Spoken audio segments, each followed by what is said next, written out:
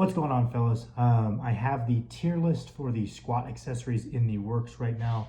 I also am in the process of editing my way through a day of eating because a couple of you guys wanted me to do another one of those, as there have been a reasonable number of changes within my diet. So both of those are in the works.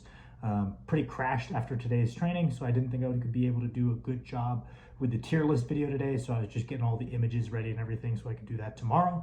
But I want to keep the posting somewhat frequently streak alive, and I wanted to make a quick tip video.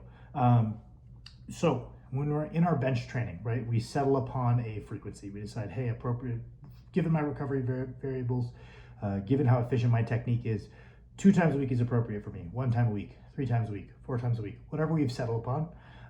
Each session, we are probably, by doing the amount of benching we need to do to get better, we are probably coming relatively close each session and on each week to what's the most our pecs can recover from, or at least what is productive, right? So a session, maybe up to 5 sets is productive.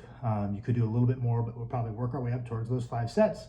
And then across the week, 5 sets 3 times is 15 sets, for example, right? So we're kind of near that maximum recoverable volume for either a given session or a given week on the pecs. But after we have done our benching at whatever frequency and at whatever number of working sets per session, while our pecs are near their maximum recoverable volume, our triceps are very likely not. As a smaller muscle group, usually they're going to be able to handle and benefit from a greater number of working sets on a weekly basis.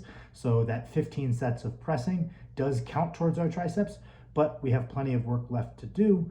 So I recommend topping out that productive or that weekly maximum volume for the triceps as well. So each time we hit 5 sets of bench, for example, 3 days a week, we also might hit 3, 4, 5 sets of working sets of triceps to get up to the number of sets that our triceps can handle.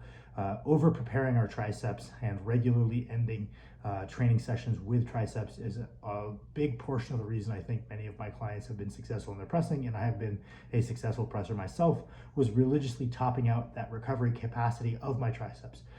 The motions that you use to do this can be selected basically.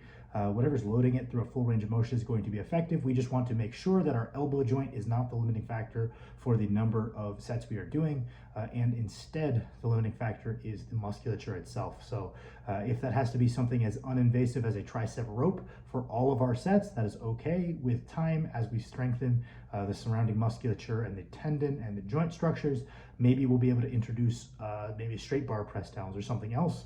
If you're someone with pretty healthy elbows, you can kind of hit those tricep sets with a pretty wide variety of exercises just to keep things interesting and fun. So that can always be something you can do if your triceps, or if your elbows allow you to, is have a little bit more variety in how we're hitting all of these work sets. But yeah, that would be my quick tip for how to improve your pressing strength.